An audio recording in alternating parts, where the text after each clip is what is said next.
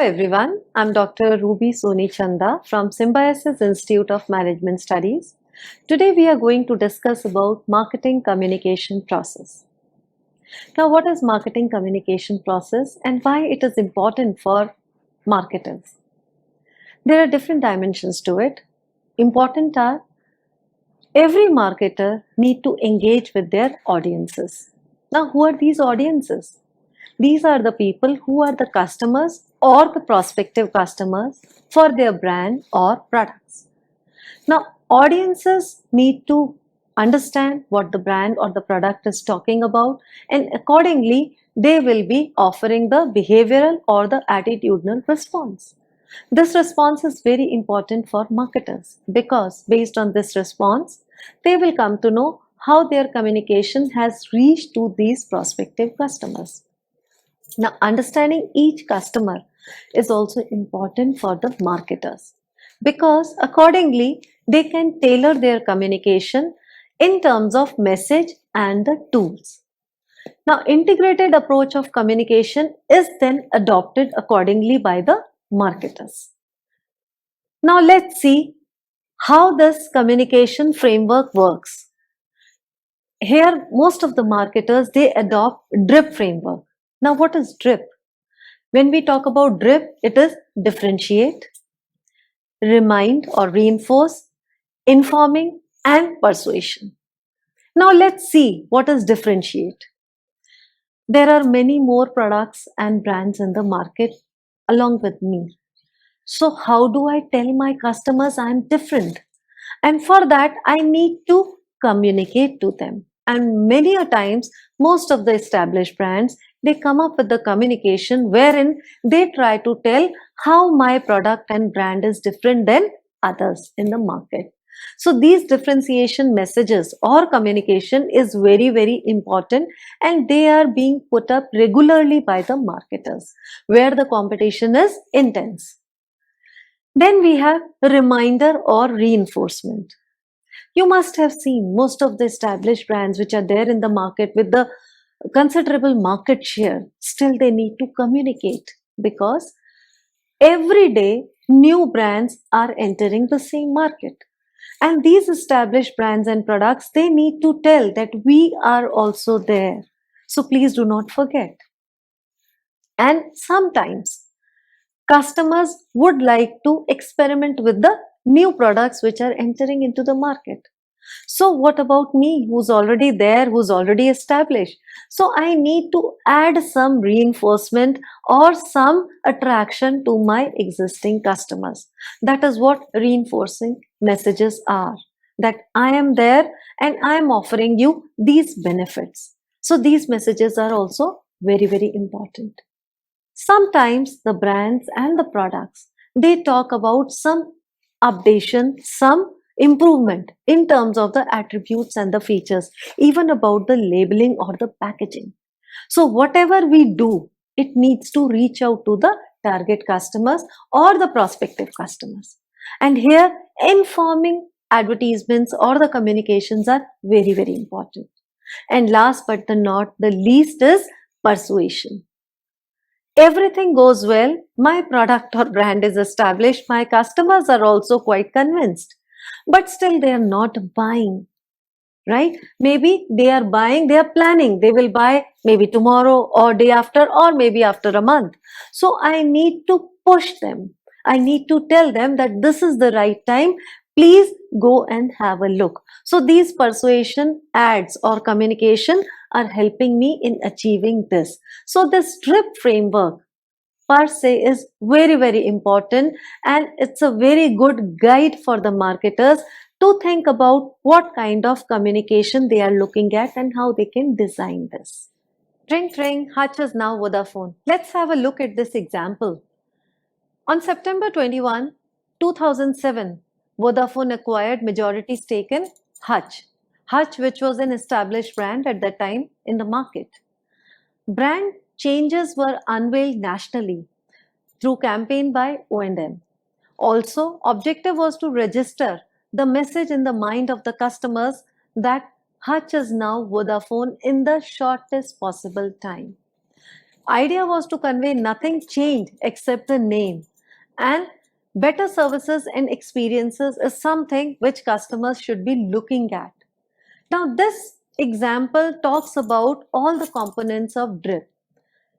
We saw in the ads, in the communication which were relayed, that iconic Hutch pug was retained, and the pug is coming back to its house and discovering a new house. The color of the home is changed now from pink to orange or the deep red. Communication acquired a new color, that was the color of Vodafone. Also, the customized Business World magazine cover was displaying the same, and 24 hours exclusive monopolized advertising by Star India network channels was there. Billboards were put up over all the dealers of the Hutch, which were around 370, and also internet and popular radio messages were released on the same lines, and as well as Hutch existing customers also received the same message throughout. Now the communication was not in one go, but it was spread over around a fortnight, and it was so aggressive, and the objective was to register in the mind of the customers that Hutch has been changed to Vodafone, but services and all other things remain the same.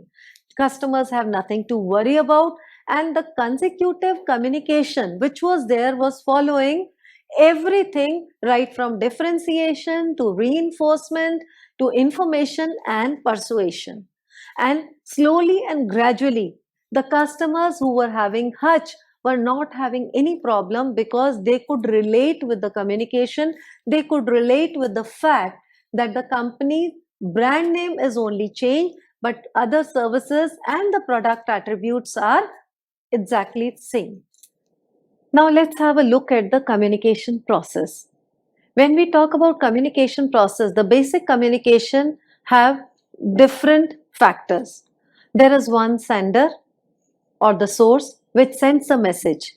Message is encoded, which is then passed through the channel where it reaches to the receiver and it is decoded at the receiver's end.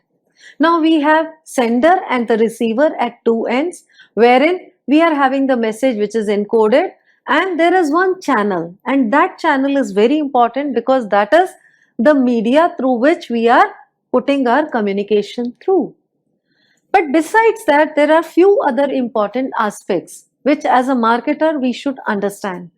That when the message is being relayed, right, the sender's field of experience is of immense importance. Now, what do you mean by the sender's field of experience? How much sender is aware about their receivers or their target audience? How much they are aware about their other competitors in the market? And how much they know that how many customers are actually looking forward to receive that message, they are perceptive enough and they are able to understand that message. Similarly, we have receiver's field of experience. Now, when I say receiver's field of experience, here I mean to say the audience are receptive to that message to what extent. That is also based on their knowledge of the brand, their knowledge of the product, and how much they are interested in looking at the communication regarding the product and the brand, whether they are aware of its attributes, whether they are clear about the benefits and the usage. So when these fields of the sender and the receiver, they overlap, we get the picture that both are on the same page or both are in line with each other. More the overlapping, better it is. Less the overlapping, communication gap is higher. Along with that, we should also not forget that besides sender, there are many more senders in the market. They are the competitors. So they are also likewise sending the message or the communication to the same target audience group. So that is generally considered as the noise by the marketer. Now, how loud is that noise and how much that noise is affecting your communication, you should be able to understand. And all the marketers, all the senders are trying their level best to minimize this noise, that their communication should be received by the target audiences in a very, very peaceful way or in a very, very focused way. And that is why when we talk about communication process, there is one more important aspect, that is the language. In what language this message is conveyed. Now, if we take the example of our own country, India, we are having so many different states, regions, and every region and the state are having their own language.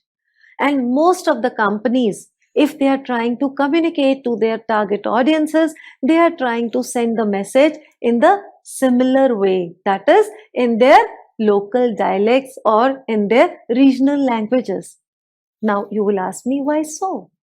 Reason being, they try to connect with these audiences so that their message is clear, their communication is clear, and the customers are able to understand, they are able to receive it in the same way. One very good example you can see over here is of iMobile, which was launched in 11 different vernacular languages so that the customers are able to understand the usage and the other attributes of this mobile in a better way. So likewise, most of the companies are trying to put their message in different languages, in the regional languages of what customers are more accustomed of. And that is how communication would be much more fluid and acceptable. I think you all are clear with what is the marketing communication process, the basic communication process framework, as well as the DRIP framework. I hope you have enjoyed this video. We'll meet again in the next video. Till then, bye-bye.